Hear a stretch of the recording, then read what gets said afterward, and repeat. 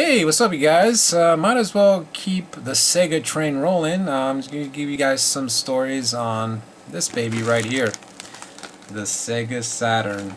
Really an underappreciated system, easily one of the best consoles of all time, of course, next to the PlayStation. I mean, all the consoles in the 90s rocked, in my opinion.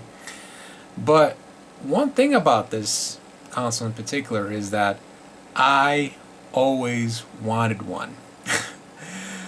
Let me tell you something. As a kid, I did not really even heard about the PlayStation until at least at the end of 97 and 98. I know that the PlayStation was released in 95, but there was never talks about it. But I always hear stuff about the Sega Saturn because keep in mind, I grew up in the 90s where, especially in New York City particularly, you would go to every street corner. They would always have an arcade. Now, keep in mind, this is before consoles kind of took over and the arcade started to disappear, but literally, they were everywhere. You would go to a barber shop and they would have an arcade cabinet of Street Fighter or whatever arcade game they would have there, and they would have their own dedicated arcade slash parlor slash baseball and baseball and basketball store, which you can buy and get cards, baseball cards and basketball cards. They have that. That's where I used to go to every time when me and my dad we used to get our haircuts in this place. But it's not there was no cards in the barber shop, but next to it was an arcade parlor. They used to have games of, let's see, they had Virtual Cop. I mean, every time when I finished getting my haircut, I would go there. You know, I tell my dad to give me some quarters, and I would play some games. I mean, this was before. Now it's like $1 just to play an arcade game. I think $2.75 or something, but it used to be 50, sometimes 75 cents. But yeah, I mean, it was the arcade board, the arcade cabinet that I was truly focused on was Virtual Fighter. I mean, it was a thing that I have not seen. I've seen 3D on TV, but I'd never even played 3D game before. This was kind of my first 3D game that I played, and it was fantastic. I mean, I was amazed by that.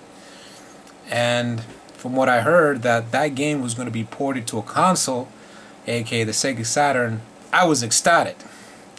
The only problem is that fortunately my parents couldn't afford to get me a Sega Saturn.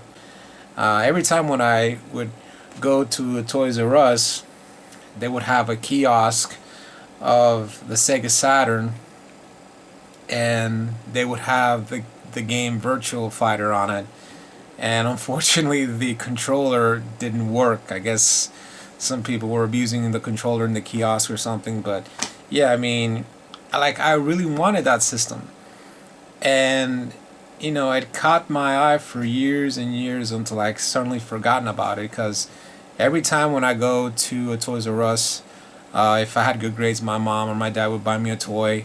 I would always go to the game aisle, and for some strange reason, the game library of Sega Saturn games started to disappear rather slowly, at least in my perspective. I don't know how it was in every Toys R Us store, but the games that were released after the Saturn's release, of course, you know, it started to dwindle. I mean, keep in mind, the internet did not exist.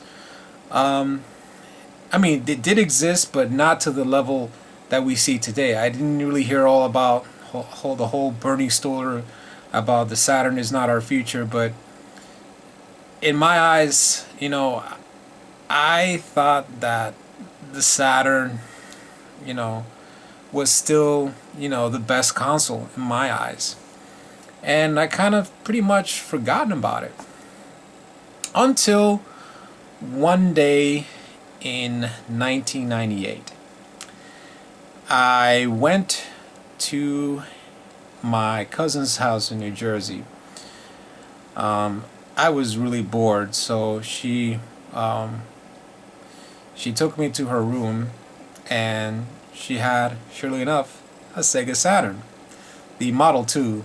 This one that I have is the Model 1, which, as you can see, has kind of like the raisin-like buttons. But the other one had like the round buttons now. Sorry about that, guys. I have this wrapped up just because my room is so dusty. So, but yeah, it was a really awesome experience to play it. This was kind of my first time playing it. I mean, she only had the demo disc of certain games. She didn't have any other games because I think at that point a lot of the games weren't really available in a lot of the stores at the time. I mean, you could get them in certain electronic stores, but they were starting to disappear because of the popularity of the PlayStation. But yeah, I played it. The games that she had in the demo were Nights into Dreams and some other game I forgot which was called. I can't describe I don't know the name of it, but it's when you step in these kind of colored tiles. But it was a fun game. I mean, it was very continuous demo for some strange reason. I don't know. I just can't. I don't know the name of it. But yeah. Besides that, there was Nights into Dreams. I played it and wow, it was one of the most fascinating games I've ever played. Literally, it was just an awesome experience. I mean, I didn't play with the round control as you probably that came with the Nights into Dreams, just a regular Saturn controller, the one that looks like a Sega Genesis, obviously.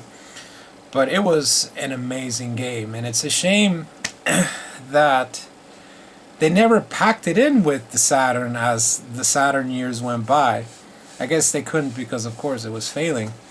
And, of course, after that, I went PlayStation Central. A year later, I went to one of my other family members' place, and they had a PlayStation. I was completely awed by it as well. The first game I played on it was Resident Evil, and it was scary. But that's a story that I will talk about in another day. But yeah, believe it or not, I got this as people started to collect these systems now because of nostalgia. I got this in 2011. There's a video of my haul somewhere on my YouTube channel. I got this not too recent. You know, and as I was playing with these certain games, I mean, I can't believe I missed out on a lot on this system. But at the same time, I don't regret it because I think a lot of people, especially at that time, were starting to get more focused on the PlayStation, some bits with the Nintendo 64. But yeah, I mean, it's a shame that this thing didn't do very well as it is, and now there's a massive cult following thanks to the fact that you can buy a lot of these Japanese games, which unfortunately never got to see the light of day here in the US. And by the way, guys, it's a lot easier than you think. You don't need region mod, you just need a action replay card. You just press start on the action replay and you're good to go. So yeah, that's kind of my personal experience on the Sega Saturn. What was your experience? Please let me know in the comments. Please write, favorite, and subscribe.